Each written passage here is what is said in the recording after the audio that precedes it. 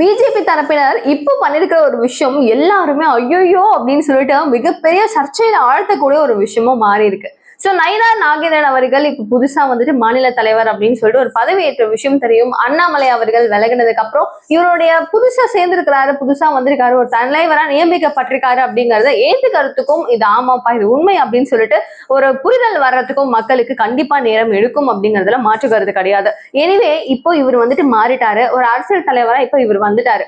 வந்ததுக்கு அப்புறம் வருங்கால தலைவரே அப்படிங்கிறது வேற, வருங்கால முதல்வரே அப்படிங்கிறது வேற இல்லையா, டிஃபரன்ஸ் இருக்கு. சோ பிஜேபி தரப்பினர் என்ன பண்றாங்க, திருநெல்வேலி மாவட்டத்துல செட்டிக்குளம் ஊராட்சி மன்ற தலைவரான அம்மா எஸ் செல்வகுமார் அவர்களின் தலைமையில ஒரு போஸ்டர் அடிக்கப்பட்டிருக்கு. அந்த ஒரு போஸ்டர்ல வருங்கால முதல்வரே அப்படின்னு சொல்லிட்டு நயினார் நாகேந்திரன் அவர்களுடைய போட்டோவை போட்டு அவர் தான் அப்படிங்கிற மாதிரி ஒரு விஷயத்த ஒரு போஸ்டரா எங்க பார்த்தாலும் அடிச்சு, அதுவும் முக்கியமான இடங்கள் எங்கெங்கெல்லாம் இருக்கோ எல்லா இடங்கள்லயும் இந்த போஸ்டர் ஒட்டப்பட்டிருக்கு.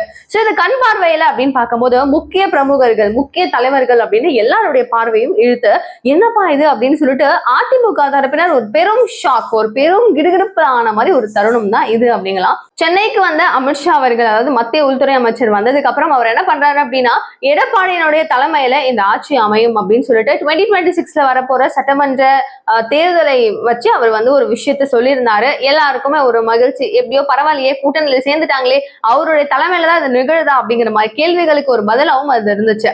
என்னங்க 2 பேரும் கூட்டணியில் இணைஞ்சுட்டீங்க, இந்த தலைமையும் நீங்க தான் அப்படிங்கலாம் சொல்றாங்களேன்னு சொல்லிட்டு பத்திரிகையாளர்கள் வந்து கேட்கும் போது எடப்பாடி பழனிசாமி அவர்கள் என்ன சொல்றாரு அப்படின்னு பாத்தீங்கன்னா, இது கூட்டணி ஆட்சி கிடையவே கிடையாது, நாங்க வந்து 2 பேரும் கூட்டணியில சேர்ந்திருக்கோம், ஆனா இது தமிழகத்துல கூட்டணி ஆட்சி இல்லை அப்படிங்கிறாரு.